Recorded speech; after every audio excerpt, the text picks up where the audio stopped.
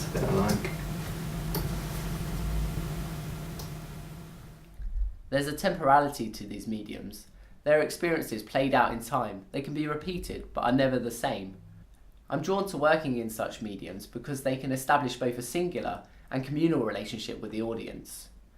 There is an impermanence to them.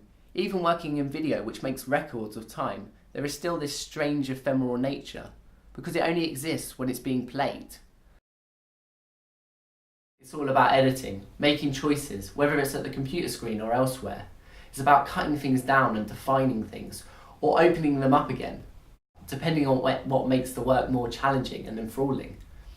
It's selecting how and what I put back out there into the world, what I exhibit or display, what the audience will encounter. It's continual, no endpoints, just moments of resolution and clarity among the confusion of the search. This is reflected in my films, which are these looping, evolving narratives. They don't have an endpoint or a start point. Often they cut together and the audience will meet them in halfway through, but they wouldn't know that because it doesn't have a middle or end. I love the verbal side of art. People and talking is my passion. It's what I'm here for. I like the idea of artwork as listening and speaking and responding to people. There's that difference. I can pretend, as an artist or as a performer, I can pretend and take on these characters. But I guess the thing that I don't like, I'm not an actor. I'm not an actor. Defining what type of art I make can be tricky, misleading and confining, but there are some constants. I'm a video and performance artist.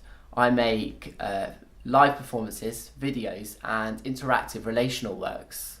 Recently, I've begun to explore the relationship between video and performance to transpose these live acts through the construction of films.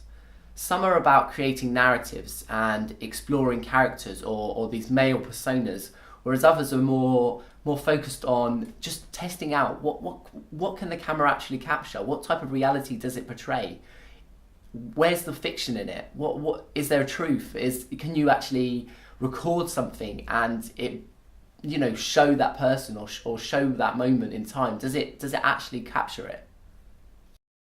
My practice is one of progression. It's a continual and habitual engagement with the world around me, with my interests and desires. It's formed around my questions and my questioning. I'm going to focus it and then I'll be gone. Being and Performing is a series which examines both performative and non-performative states. Initially using myself as the performer and recording myself, but then now it's moved on to recording a number of non-actors, friends and peers. This work, which was exhibited at an exhibition called Pudendum, cuts together a series of static poses. Some are blank and expressionless, some are more emotive or contemplative, but these were all intersected with displays of the body, both in very macho poses, but also in more fragile, effeminate stances.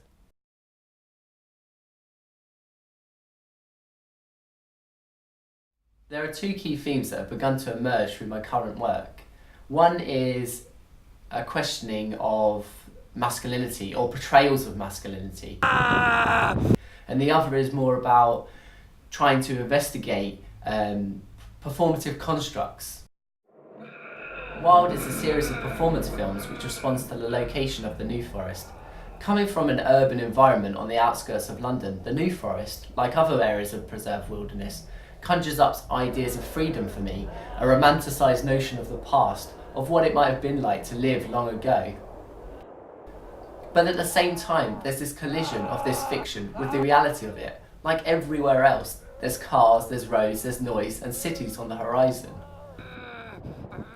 Many of my choices when performing or editing my work aligns it to Brettian theatre theory, the idea of both audience and performer as aware and questioning bodies, that work should challenge us to become more active. I guess my work is about attempting to navigate a fine line between the relatable, believable but contrived nature of acting or cinema and its persuasive filmic language that takes you on a journey, and trying to create a distance or a dislocation of unknowns. I think it's always there. I'm not sure how much it comes across, but I think it's important. It might even be the most defining characteristic of my practice. Everything stems from it.